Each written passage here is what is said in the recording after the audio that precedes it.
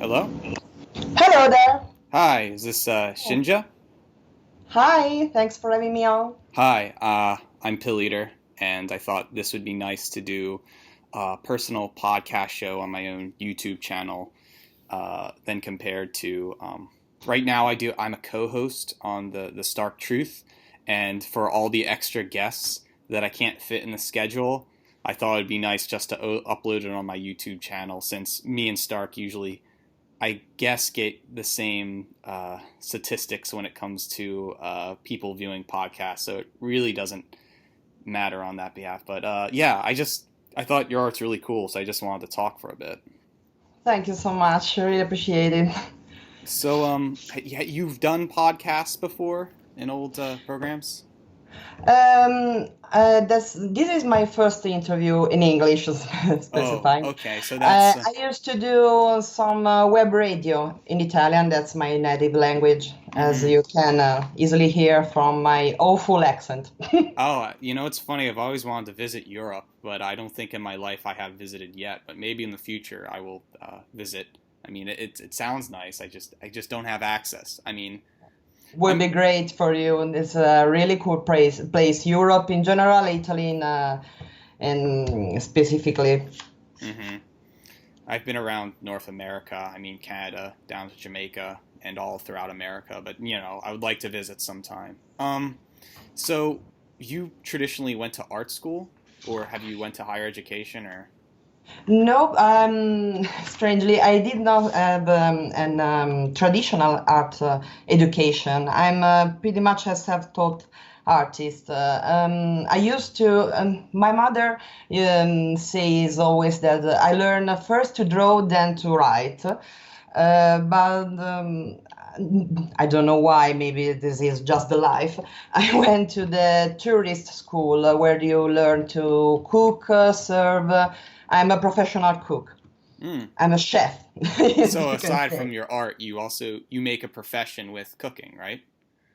I used to, but almost 7 years ago, I decided to give it all to my artistic side, also because of some not so dangerous health problem that took me out of the kitchen. Hmm. Okay. But you do commercial art and get money through that, or is art more like a hobby?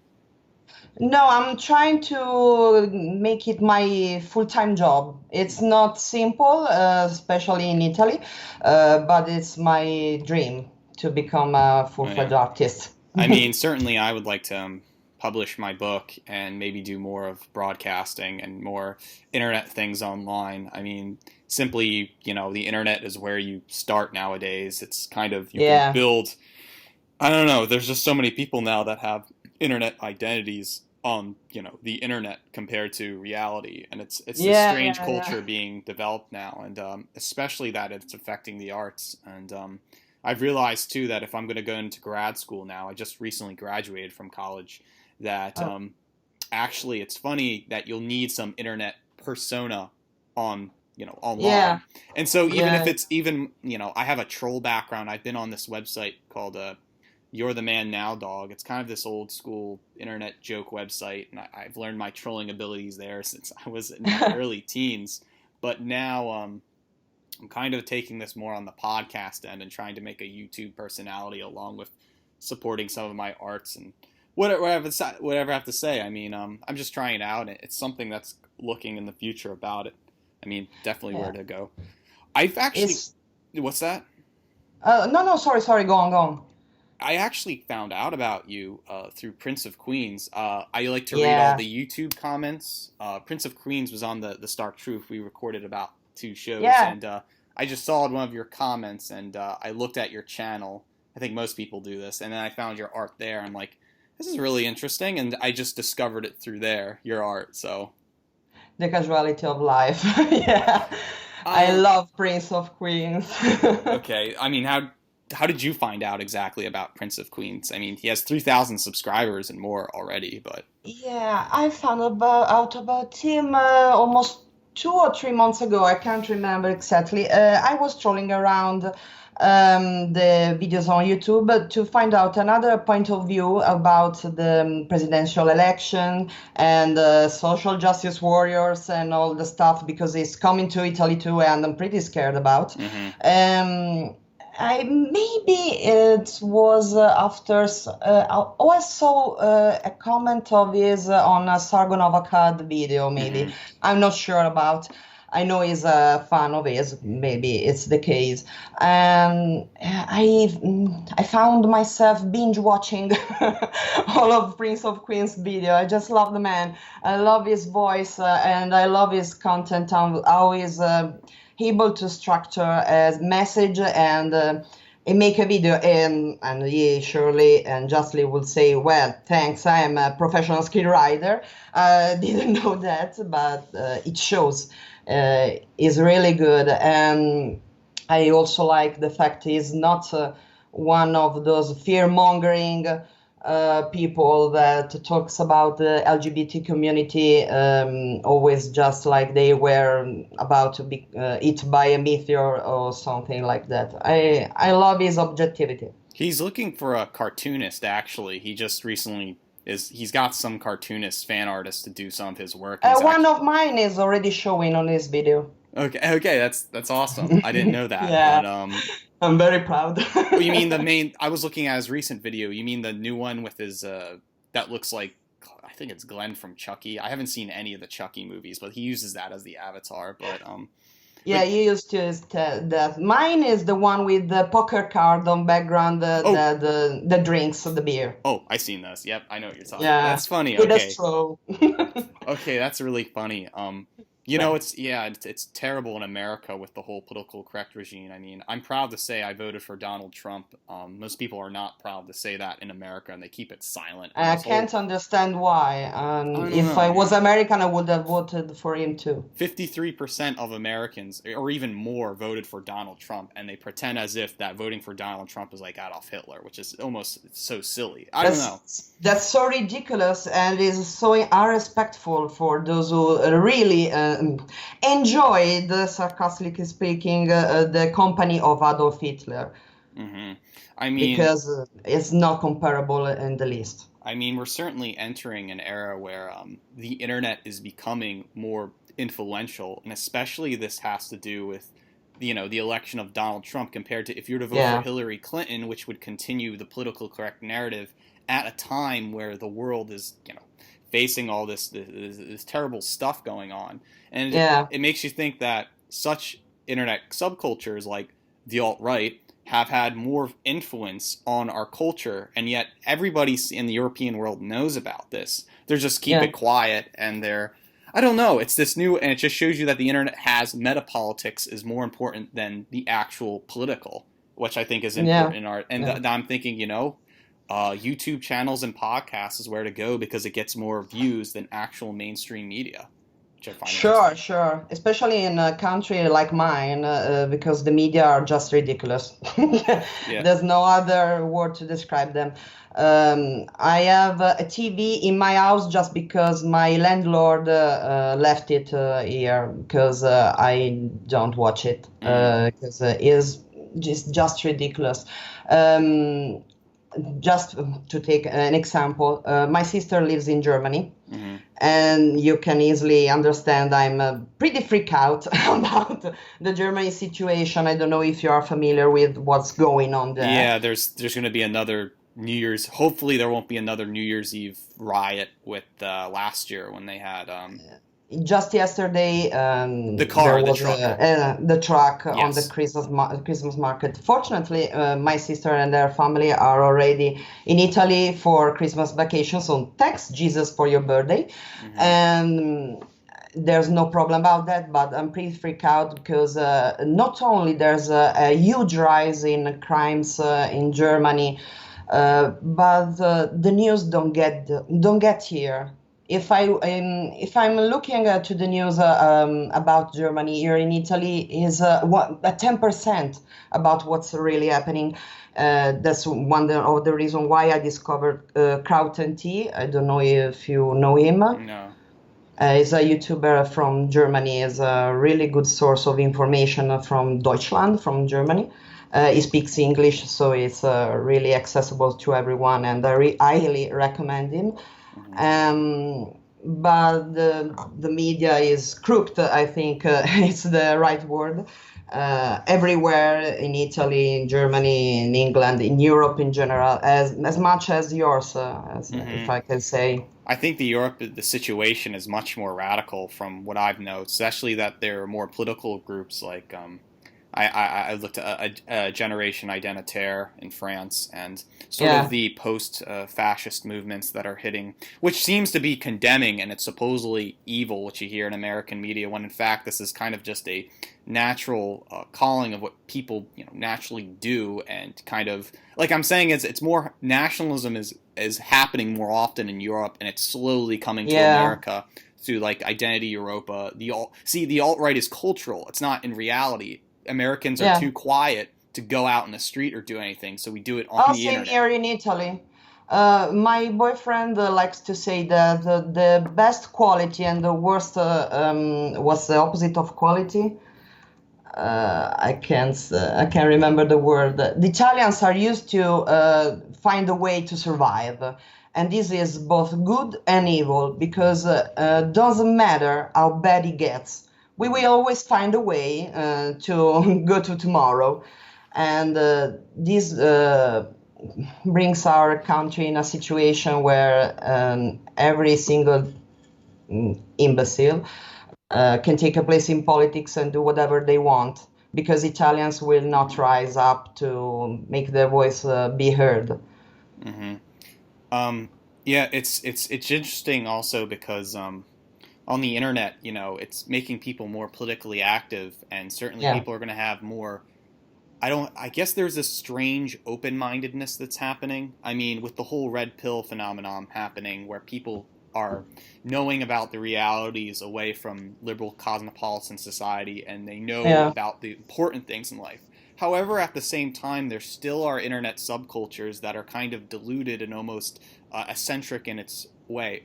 For example, I'm thinking of bronies like My Little Pony. If you're a fan of oh that my shit, god, yeah. if you're a fan of that show, I mean, how did that subculture appear? I think it's just people love the art direction of Lauren Faust, and I don't know, I just know that the Viant art is evil. I don't know what you're gonna make at that, either left wing or right wing, but it seems to me a materialistic culture based upon, I don't know, maybe escapism. I'm not so sure, but associating that My Little Ponies is like a grand thing, and that it has an Yeah, aesthetic appeal. You've also have look, when people go to, it's so terrible, academia in America. Undergrad yeah. school in America is basically like going on a Disney vacation trip, and you spend money and you're robbed. It's terrible. But the It's thing is, scaring. It's really scary when education is menaced in this way. I survived through it for like about 5 to 6 years, and let me tell you, there are literally girls that are just like normal people. You think they would do right thing, but like people are caught in this pretentious war to be more intellectual than other, and it's alt Oh right yeah, pretentious, and so they adopt feminism. These weird French people like Foucault and Derrida, they pretend to know the world, but then it comes convoluted as, for lack of a better term, cultural Marxism or some kind of yeah, yeah. silly. Sure, And this sure, is sure. what everybody on YouTube, Prince of Queens, I think, calls it misinformation, but it just shows Sure. you the culture war is real, and that the internet is more powerful than academia. I mean, certainly you can learn about math and the STEM, science, technology, engineering, math. Those are like the classics, but those are Yeah, being invaded too, and it's becoming increasingly hard that everything in the arts is almost ideology, and you can't do anything about it. And so now sure. people are, it's a special snowflake generation with millennials, and I don't know if they're going to grow out of it. I don't know if I they're going hope to. so for them in first place because I think I'm fairly older than you, but I'm pretty scared about seeing all those young people that are going through university, and as Milo Yiannopoulos said, they come out dumber than when they Mm-hmm. went in. And it's scary because education is what give you the means, the instruments to go for your life and do something good about it. And about the arts, internet has done a really good and really bad deal of things about arts, because as you said in the beginning, it's strange how in these days is needed to have an internet persona to go out and make yourself known to the public. It's a really great system of communication, but it's also, as an Italian writer that passed away some years ago, Umberto Eco, he said, "Internet it's great, but it gives voices, or a voice also to the stupid ones. So be aware and try to filter all those stupid voices." And it's there's a has been diluted, I think is the right word. Also, the meaning of arts, the meaning of communication, the meaning of every kind of message you want to make people listen. If is writing, is a YouTube video, is a podcast, is a piece of art, you have to navigate through an enormous ocean of. I'm trying to find a kind of word. Mediocre people who are out there just because they can. And it's really difficult nowadays. It's marvelous, but also messy. I feel as though that with the internet and everything has become commodified through like YouTube and Tumblr and Twitter, where now at one point in time, nobody went on these websites. Now it's a part of the internet, like cyberpunk Blade Runner society, where everybody is in this internet world and everyone is out there to make something for the, but it's very capitalist in nature and very American and globalized, where it's this American ideal where you can go on YouTube, present a product, sell it by finding your audience and treating people like capital, and then, you know, getting it out there, you know. And it seems to me that people are trying to make YouTubes to be more original than thou, and trying to be, it turns out to be somewhat pretentious, or I don't know. I know it's so easier to make like an alt-right blog. Like if I associate myself with the alt-right and associate with other alt-rights, everybody shakes hands, everybody gets something done, compared to if I was to make an original ideal. For example, I'm doing this as an experiment, and I've pretty much put this on my YouTube channel. If you haven't seen my YouTube channel, I'm advocating something called Asianarianism, which I believe is, how do I put this? You know, this is more personal, but I believe it's something I made up, Asianarianism, and it's the ideal that supposedly in a post-multicultural and diverse society, white Americans unfortunately choose Asian women when it compares to bratty white American girls, feminist girls, unfortunately, because of the cultural Marxist environment we live in today. And because of that, what happened is there isn't this mishmash cafe au lait society like Jared Taylor says, where everybody's brown and like Brazil. No, what's happening is whites are choosing Asian wives, and they're having HAPA or half Asian kids, and then they're going to call that white. And then supposedly that I jokingly referred to Asianarianism, because you're eventually going to have white identity politics while you have an Asian wife or girlfriend. It sounds so surreal, and I've been getting so much trash for it. But at the same time, if you're in America, if you're in any large metropolitan city, it's so popular. Even in the undergrad college, I could speak for myself. If you're a normal white early 20s male and you want a girlfriend, you don't approach white feminist girls. You get yourself a Chinese girlfriend with broken English, and she's fine. I mean, and I've been telling alt-right people, what are we going to do about that? So it's not more like I'm advocating it. It's more like I'm saying it's a plan B in case everything goes wrong, and so people think I'm doom and gloom and I'm a cultural Marxist, but in return, I'm just pointing a pessimistic reality. It's pessimistic, but it's objective. People don't like to listen to reality and facts, especially the cultural Marxist. Because reality, it hurts. Most of the time it hurts. No, it's funny because I'm a huge fan of Jared Taylor. He runs American Renaissance, and he Mm, was born in Japan, and he speaks fluent Japanese and fluent French. And I think he is himself a classic Japanese academic, though he keeps it very quiet because he's so about white identity and white nationalist politics. The mm, same goes for other people in the alt right, like John Derbyshire, who has an Asian yeah. wife. There's many connections in the alt right where they could be on the side of the alt right, but in return, they're never really accepted by the far right or the alt right, is because they're quote unquote race mixing. The same with the far Mm. left. If they're to the far left, will call them out and say, "Well, you're supposed to treat everyone as a universal human being, and that if you choose exclusively Asian wife, you You are are racist. yes, yes." And finally, there's a third position where the quote unquote Asian American community, which is more like Asians born in America, they say that, well, we'd rather be Chinese. We wouldn't want to be white. Why is there a white thing? So, in a way, Asian Aryanism is opponent to Asian Americanism, because Asian Americanism states that multicultural and diversity is this Yeah. wonderful thing, and everyone's, but no, there's identity. And so I jokingly, whimsically use the word Aryanism, Asian Aryanism, as basically you're alt right, you don't care, yet you're a part of this Asian culture. And basically, it's all the whole ethno nationalist thing too, where it makes sense, but it's hated that's why I think it's the most controversial thing. And I'm actually just trying to work with it and trying to make a blog about it. That's also interesting to try to put out there something, a thought, and see how the people reacts about it. And listening to you speaking about Chinese people, I was thinking about the Chinese people integrate here in Italy. Uh, I have a sympathy towards the Chinese in Italy because they are freaking smart and they can do whatever Italians do faster and better and cheaper. And that's killing our market. That's sad but true.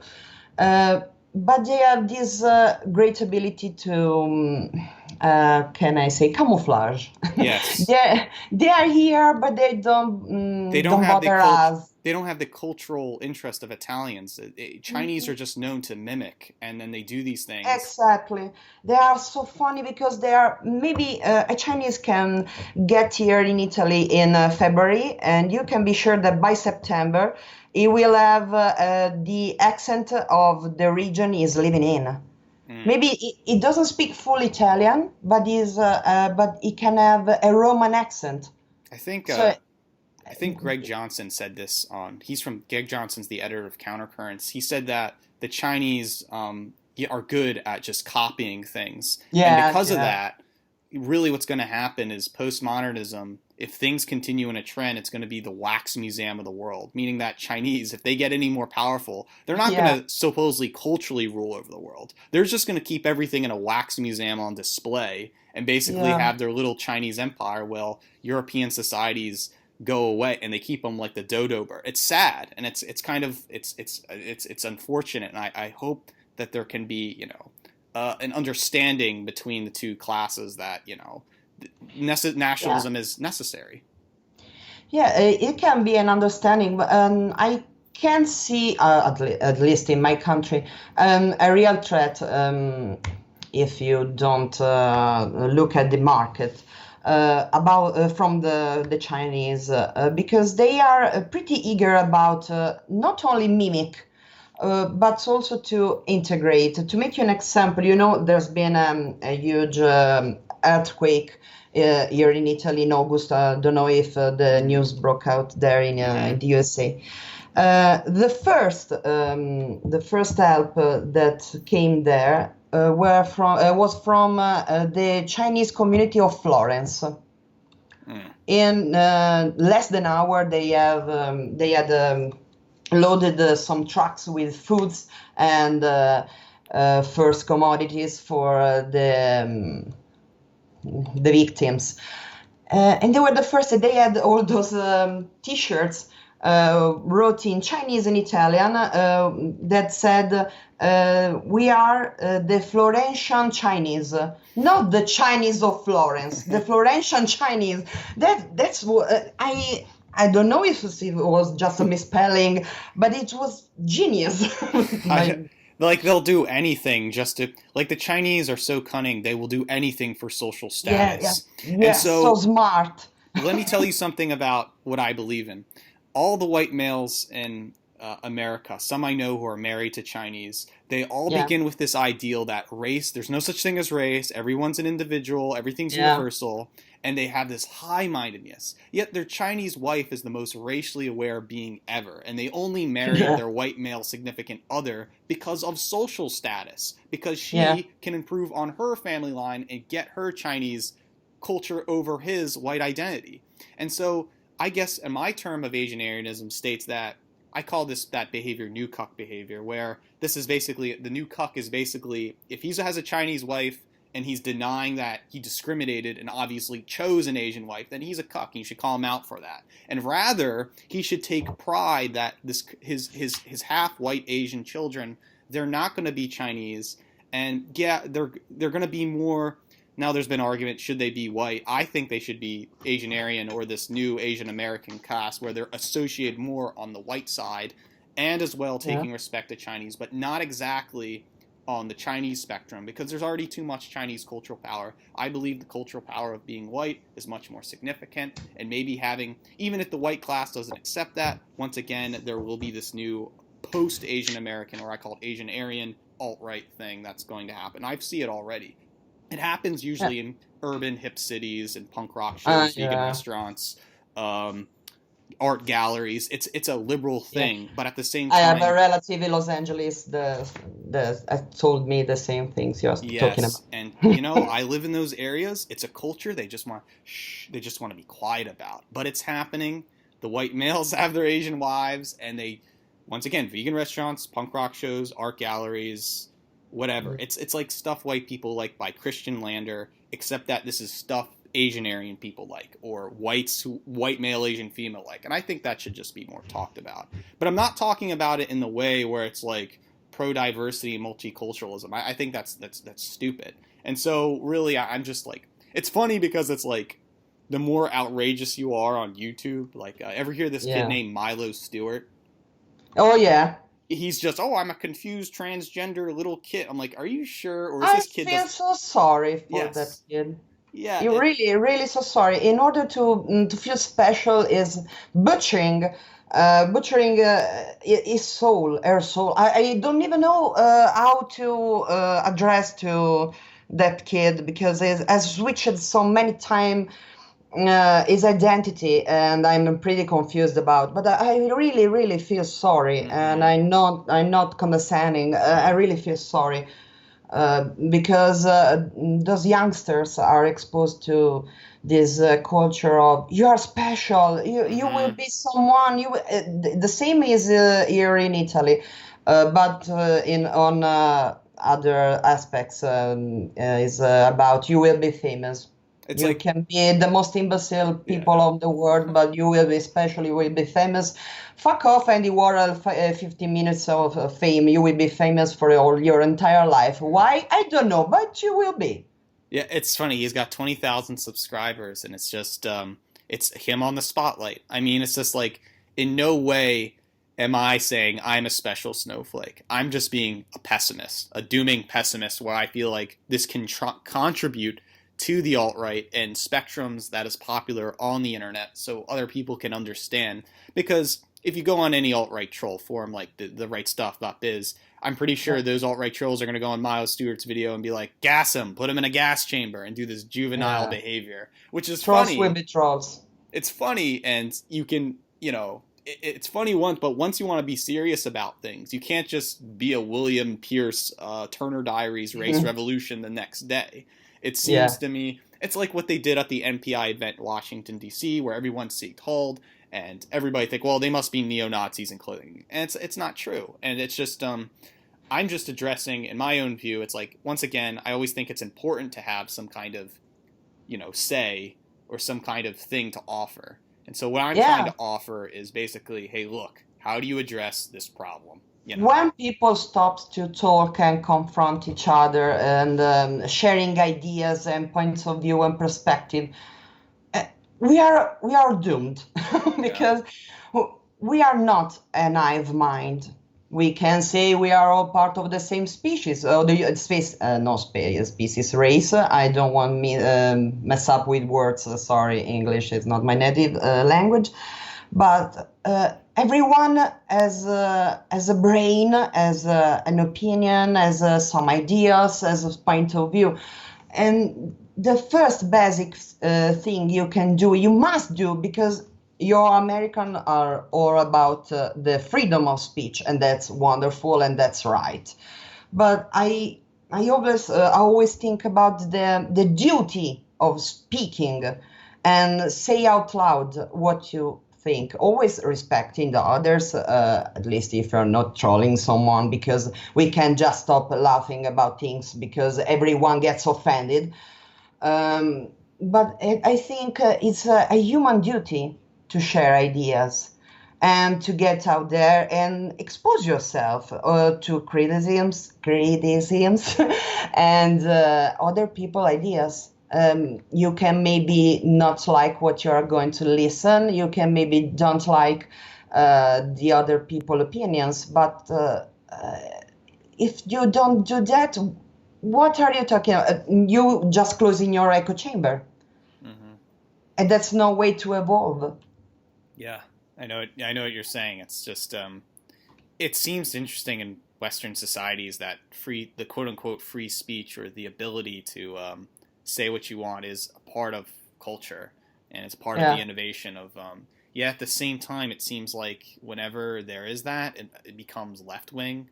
So I usually like to use the term alt left as to describe yeah, people who, the left wing faction of the alt right, where it's not basically yeah, being forefront about Adolf Hitler and gassing Jews, but saying that okay, I like the values, what supposed to be what the left is supposed to stand for, but not this whole egalitarian, multicultural, social yeah, justice war. And that's what Robert Stark on his podcast, and Bay Area Guy and Prince of Queens and Rabbit, they're trying to do, is making this new left, which, you know, it's not about the French Revolution, it's not about communism, it's not about the Jewish Frankfurt School, and it's certainly not about this new left of Jacobin magazine or something.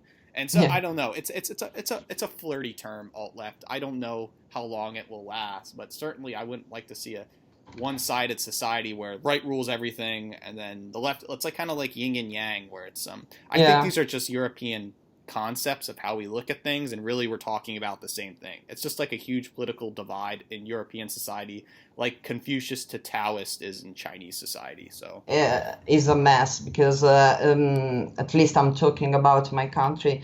The concept, the very concept of left and right politics is so messed up. I can't really talk about a left or right wing here in Italy, not anymore. I think that part of the politic history of my country has been dead for almost 20 years. We okay, have more politics parts than a region. Is a really total mess because we have those who call themselves leftist. Then we have those who call themselves yes, we are leftists, but we don't agree on this. So instead of working together to find an equilibrium, they found another party. mm-hmm. And the next one who disagrees founds another party. It's a total mess. When you go to the poll to vote, you don't have a ticket. You have a freaking journal full of names and lists and ideas. It's so confusing. I think it could be related to the ancient Roman way of dividi et imperat, is split and command. The more people are confused and turn on each other, the less possibilities there are that the people will organize and reclaim uh, their country. Mm. Italy is should be a republic, but the people of the republic just don't have a say about anything anymore. Ah, I mean, I mean, hopefully in the next coming decades there will be a resolve in European politics. Maybe, hopefully, I I don't know. hope so. I don't know what's going to happen, but I don't. I'm a change of topic for a bit and more Yeah. talk about your art. I thought I would get in time to talk about your art. Have you been interested in anime for a long time, or is that just a secondary influence? The first anime I've seen was about 20 years ago. Okay. I'm a long time lover of Japanese culture, anime, and manga. My first manga was Ranma One Off. Hmm. I don't know if Oh yeah. you're familiar. Yeah, Yes.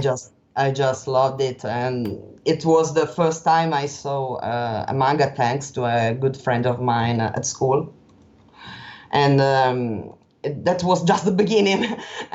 Through the anime and manga, I learned to love Japan and their culture. I could not live there for lots of reasons, but I think it's a wonderful place, and Yes. I hope one day I will be able to visit the country because I think it's one of the charmingest country in the world.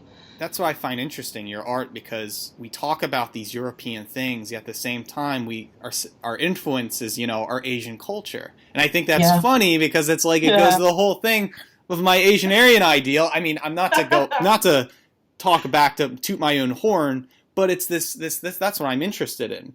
Um, do you know of an anime called Candy Candy? Oh my God, yeah. Is it popular in Italy? It was everywhere when I was a child in the first half of the 80s. Candy Candy and Georgie. Yeah. I hated those two blondes. Well, it's funny because Candy Candy, there's a lot of other animes during the 70s and 80s periods. I'm thinking of Anne of Green Gables, where they Yeah, put the character in a European setting. And this was like a blonde yeah, haired girl, but the spirit is Japanese. Um, yeah, and last night I was watching again Kaze Toki no Uta. It's a yaoi. You said you were yeah, quite of Sergei and Gilbert. It's a yaoi. It's male love. It's this thing that's like kind of it's interesting too because cultures clash when we as Westerners try to understand. They're much more open about homosexuality too. Not that it's degenerate. It's just that they have this aesthetic feel for the male body and male yeah, youthfulness, absolutely. and that requires a lot of study. And I mean, I went to college for Asian studies, so that's kind of my other Oh, that's interest. cool. I went to Asian studies for a bit, but I did only 2 years and a half of it until I changed to English and communications, a double major. And so, but I've always putted Asian studies in my own outlook when these are something you would talk about in school, and it wasn't full of crazy social justice warriors. It was full of Asian Americans that were just dead serious about this stuff. I mean, thinking of Yeah, which, do you know of also Captain Harlock? sure. I love him. Can you see my patch on Oh my yes, on my yes, yes. avatar? Okay, that's kind of a reference to that. Okay, Also, because yeah. oh I also study some of the politics. There's a fascist group in Italy called Casa Pound. Have you Oh, heard? yeah. And they use one of their mascots is Captain Harlock because they think Yeah. Captain Harlock is the space fascist who's going to rob the rich and give back to the poor. And I thought that was a very interesting symbolism there, and that Captain Harlock is this fascist prototype. Not that it's in the negative view. I'm putting it in the light view that fascism Yeah. is a good. And so you have once again in Italy these animes that are more culturally powerful. I mean, in America they slice their own animes too, and I really don't like the anime selection here in America. It's all on Netflix and Hulu, and like kids will like. Yeah. But in the Italian market for the cartoon, there's a difference. In Japan, when they create an anime, is marketed for the teens and above. When the Italians broadcasters got the first copies of the anime for our market, they were thinking they were right for the childs. And so, do you know Lupin the Third? Yes. Yes, Okay. Lupin. I don't know if you ever watched the original version I of watched Lupin. a bits of it in Japanese, like 5 Um, episodes. okay, Margot or Fujiko. There are plenty of scenes where Margot is pretty much totally naked. Mm. And I saw the Italian version of Lupin the Third and the original version. In order to make this product applicable on the market for the child here in Italy, Lupin is being butchered and cut in a lot of places, and has happened to a lot of anime. Captain Harlock too, Candy too, and Lady Oscar too, because there was this misconception that everything is cartoon animated, it's only for child. Because here in Italy, if you watch anime or cartoon above the age of 13, you are a freaking child. You need to grow up. And No, that's so stupid. it's in America. I'm thinking of Robotech and Macross. That was like Oh literally yeah, one of the first. When they made Robotech, they basically got Macross, but did this cut and paste job to get rid of nudity or yeah, some yeah, change yeah. the script between having there would be a pedophile nature between an older woman and a younger, and so it was very hard to make an English dub based Yeah. upon a westernized version of Macross. And so they called it Robotech, but it was popular anyway. I mean, one of the most successful cut and paste jobs was Power Rangers, which is based Oh my upon God, yeah. that completely was an over rehaul of an already existing Japanese, and it still goes on Yeah. today. And Some dialogues don't make any sense and after the they cut just have and to work with paste. it, and it's funny. Um, but yeah, it's this weird because sometimes it's not appropriate or that it's too culturally drenched to have Yeah. a proper translation, and it really becomes sort of an elitist thing. And sometimes like 2 years ago I saw The Wind Rises in theaters. I saw it about like three Yeah. times. The Wind Rises I thought was very controversial to put in the what just because the director is Hayao Miyazaki. It's Mm-mm. a film that's far right. And in the Village Voice and in the New York Times and in The Nation, they all condemned this movie, saying that it's a Really? far right, pro Japanese, anti. It's funny because it's like, how, along with the companion documentary for that film, that The Wind Rises is a film that's unapologetically Japanese and unapologetically associating with National Socialism and fascism. They tried to make the English version of the movie seem that side was bad by getting in Werner Herzog and Joseph Gordon-Levitt, some Mm. Jewish background. But Yeah. at the same time, how can you call Miyazaki's film The Wind Rises and say, well, it's beauty, it's a work of art, but at the same time crossing over to fascism and nationalism? And I think The Wind Rises is a red pill film. If you look at it in the Asian aesthetic wise and what the meaning behind of it and about racial nationalism for it's funny because most people haven't really they haven't really seen this or that they have saw this, and it's funny because this is spiritually Miyazaki's quote unquote last film. And it Yeah. seems to me very similar to the film direction of a German film director, Hans-Jürgen Sieberberg, who would make Mm. an 8-hour film about Adolf Hitler and Yeah. would make this is what Miyazaki's doing again in The Wind Rises. He's flirting with this far right imagery, this unapologetic Japanese nature of self determination, and we as Western audiences we're supposed to say this is something more meaningful, a love story. It's not. It's not so. It's about the guy who made kamikaze pilots into Pearl Harbor. It's funny, Yeah. and it's definitely an interesting movie that needs to be dissected more or critical of. And I definitely think it is Yeah. definitely a movie the alt right should appreciate.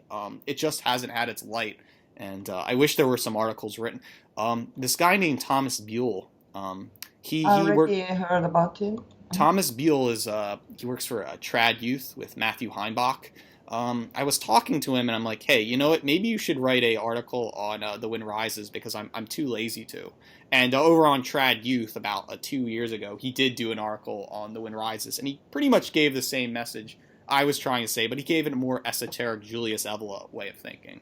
But I think eventually I will have to write my own critical interpretation of The Wind Rises. It is definitely a film that needs more attention, and it's definitely, I think, Miyazaki's most controversial film to this date, and it needs to be discussed. But yeah, But it's animated, so lots of people will not take it seriously just yes, because it's an animated film. exactly. But at the same time, think about Richard Wagner's concept of total art, that it's all about the aesthetics of art, of music, of dialogue, of emotion, that it gravitates you to film. Film makes you powerful. And this is the reason why people go and see Miyazaki films, is because there is a powerful thing to it. I mean, isn't it funny to think that Spirited Away won the Western Oscar for like Best Animated Picture, and that was totally Japanese, Spirited Away. And then all of a sudden he did Howl's Moving Castle, based upon a European fantasy novel, you know? Yeah. And then slowly but surely he became more pro-Western and pro-Asian-Aryan, and all of a sudden has The Wind Rises, this unapologetical piece of work that completely contradicts liberal cosmopolitan society, and yet it's there. It's there, and it's been... And you know what's funny? It was nominated, too, as Best Animated Picture, and it lost to Frozen. I didn't know that. It was lost to Frozen. To Frozen? Yes, it lost to Frozen, because Frozen, being the ideological, multicultural... I've never watched Frozen. I can't watch it because it was just an obsession about it for Yes. 1.5 years. Everybody was singing that damn song, Yes. Let It Go, and dolls and animated fan art. I was just so full of Frozen. I didn't watch it. Me neither. I don't want to watch it because I'm quite mad that that would win against The Wind Rises, and it's just showing you it's propaganda. Same with Big Six. Big Six is this. It's another Asian Aryan film. I don't know if I haven't seen Big Six, but it's this film. Me neither. It's this film that flirts that Japan is going to be everything. Okay, it's this Western fascination with Asian culture again. I'll call it Asian Aryan, even though I've never seen the film. But once again, the pretty obvious evidence is there, and it's just, it has to be green flagged or something by a Western power before and it just shows you the Oscars are just propaganda. It's not about aesthetics or Wagnerian. It's and not anymore. Yeah, I mean, but other that's than pretty sad too. I mean, I don't like to. That's them. So I mean, I have my own interest in art. So but like for anime, I really like I mean, I've been reading it since I was young, but recently I've been into Patario. Patario's, have you seen from my own Skype avatar? It's this really old school yaoi from 78. There was an anime by Toei in the early 80s, which is really nice. It's very aesthetically pleasing. It's in Minio Maya, the artist behind it. He's really into Art Nouveau, and Andre Beardsley. I think that's is by any chance the same author of the Lady Oscar was called the Lady Oscar was done by he liked Maya liked Lady that one, but no, it's one of the only male manga artists for the shoujo. But the funny part is Maya, who does Pataleo, he has a very strange background. He's a male ballerina, a male cross-dresser, and yet he has 3 kids. He's married, but he has this queer nature to him that never really, and it's a very strange thing. That's like, he's still, like, I'm saying he has 3 kids, and yet he's into these whole, like, queer. There's recently going to be a Pataleo live-action drama play, and on his Japanese Twitter, here he's, like, hugging some of the very girly-looking men or something, and it's very strange, Maya. I wish more Western stuff was written about him, but it's very unknown now. It would be really interesting. It is interesting, but it's just his art. His himself reflects his art, and Pataleo is this weird male cross-dressing, once again the pedophile nature, flirting with also far-right imagery too. Pataleo is a gay little dictator in his little Nazi empire or something. It's this strange, unforgivable Japanese nature, and I just find Pataleo very interesting at the moment. That's one of the aspects that I love about Japanese culture. They are so strange on some of their aspects of their life because they have some great contrast in their culture. They can be at the same time really traditional and really modern, futuristic technology, and at the same time Shinto temple and traditions. And also with sexuality, because you can hardly see couples walking hand in hand in the streets or kissing. But it's not strange for them to walk into a sadomasochistic bar and say hello to their coworker and go to have the shit beat out of them by a mistress. They have so much contradiction in their culture, Yes. and they transpose this contradiction also in their art, in their mangas, and their anime. And it's so stimulating for your mind because you don't have to specifically embrace each and every single aspect or message that they portray. Yeah. But it's just interesting how through a medium that's so vilified here in my country, such as cartoon or animated movies, you can be exposed to concept that maybe because of your education, your family, or your culture will be almost impossible for you to be exposed to. But you don't have to embrace, but it's enriching. I find myself sometimes after maybe I'm going around browsing in search of inspiration, looking to things that maybe makes me creep out because they are maybe horrifying or are really too borderline, made by other artists. But at the same time, I kind of force myself to do it because I don't want to close my eyes. It's not right to close my eyes.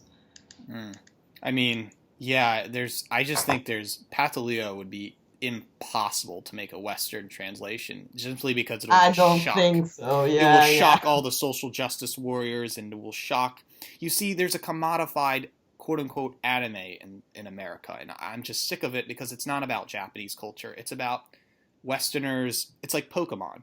You see, white Americans, they love Pokemon for some reason. I never liked Pokemon, and yet it represents this old Gen X 80s generation I was never a Yeah. part of. And yet it's in our culture, it's there, and it differs from each nation who likes anime. I mean, down in Mexico and Brazil, their fighter game is King of Fighters. I love the Oh King of yeah, I Fighters. know it. I love the King of Fighters. But in America, no one knows what King of Fighters is, but everyone knows what Street Fighter is. It's Oh weird. yeah. It's funny because it differs from every country. And yet King of Fighters is culturally important in Brazil and Mexico area, and Street Fighter is more of the significant in white American culture. And so What anime does about differ. Mortal Kombat? Oh yeah, Mortal Kombat definitely has a huge interest, but Okay, okay. I'm talking about the Japanese. When we think of Japanese fighters in America, white American will say Street Fighter, not King of Fighters. King of Fighters would be more in Japan and then down like it has equal footing in Japan when you talk about fighters. It's not just one conglomerate. Yeah. Because I think of fighter games, I think of King of Fighters simply because I grew up on King of Fighters and had no idea that there was Street Fighter. That to me is the alien ideology. But yeah, it's these anime does definitely differ in how we consume Japanese culture. It's I mean people Absolutely. have called it Orientalism. I just think that's kind of a weak term. It's kind of weak because that falls under the politically correct ideology, and I don't think that Yeah. needs to. That was something 30, 40 years ago, and now that there's so much information out there, we're more closer to understanding the other side of what they think about things, and I think more people like. I think it is amazing that in America, JoJo's Bizarre Adventure has become the same status as Akira Toriyama's Dragon Ball because My God, I hate Dragon Ball. I don't know. I love Akira Toriyama. I love Doctor Slump and Dragon Quest and everything he does. But look, JoJo's Bizarre Adventure but JoJo's Bizarre Adventure was one of the longest running mangas in Japan and had a cult niche following Japan. It was just recently that they made these dubs to the American West that white Americans became interested in JoJo, and now it's everywhere, as abundant as if it was Dragon Ball Z or Dragon Ball. And it's funny because it's only been 2 years. It's only been 2 or 3 years, and Dragon Ball JoJo is now everywhere, and yet it's been there before. It's always been underground, and now it's popular, and everybody now makes a JoJo Bizarre Adventure internet meme online. And at that time, when I remember being in high school, JoJo was extremely esoteric, and only the other Japanese and Asian kids knew what it was. And if you were white and you knew what JoJo was, you're like, what? You've been to Japan before? Now it's there. It's funny because there is this obsession with authenticity. There is this, and I think hopefully Pataleo will have some English translation, an official one, simply on the matter that people are interested in cultures like you just said. Not to take it for face value, but to understand the other perspective from that point of view, I think. Yeah, in Italy we are relying more on the fan subs or fan dubs because lots of not politically correct anime will ever arrive here in Italy. I am actually part of fan subs in order to try to bring here some more choose or option about anime, because in the latest years there's been westernizations of anime, Pokemon, Yu-Gi-Oh, all those. Yeah. I don't like them. Me neither. They don't have any message behind it. Yes. And when people told me, what about Rama one-off? What's the message? There are a ton of messages in Rama, in Lamu, even in oh my God, I can't remember the name. Do you know of Kenshiro? Oh, okay, yeah, that one. Yes. Do you know of Yokai Watch? I actually think that's the only. It's weird because Yokai Watch, the one with the red cat, it's by Namco Bandai. That sells a product. It's actually making some splash here in American media. Yet, if you watch that English translation, that English dub for it, there's too much Japanese culture behind it. Yokai Watch, unlike Pokemon and Yu-Gi-Oh, yeah, it's trying to sell a product, but you can learn a little bit about Japanese culture through it, and I do think there's some authenticity behind Yokai Watch, and I do think there is some cultural subversion in there. It's definitely... I don't know if you've seen it or not. I'm looking on Wikipedia. It's just arrived in the latest month in Italy. I didn't know it. I will have a try on it to know it better. But moving on, your art, when I first saw your art, this might sound very strange. It reminded me of an avant-garde artist named Trevor Brown. Trevor Brown is this... I think he's English. He has a Japanese wife. He lives in Japan. His art's somewhat controversial because he does these little chibi Japanese children, but in violent positions and weird looking, more in fine art sense. And he's quite popular because he did album art for White House and Venetian Snares, and he's more on that edgy avant-garde side. But however, his wife's Japanese, and he's into the whole Japanese culture thing, and I think I could don him with the definition of Asian Aryan. I mean, I think he's also friends with Colin Liddell, but Colin Liddell said that he's a degenerate and there's nothing to do with but I like Trevor Brown's art, and I find it, not to once again promote degeneracy, but it's once again this edgy thing. It's you have to study this stuff. And when I looked at your art, it reminded me of these small kids doing things under an Asian. But yours are nicer. Well, I'm not saying that you have any violent sadomasochistic tendencies. No, don't worry about it. First off, thanks so much for the compliment. I take it as a compliment because I think that one of the first duty of an artist, if you want to call yourself an artist, is to make people think and shock also people. And not always you have to be like Picasso or more aesthetically pleasing like some Caravaggio, who is my favorite artist of all time.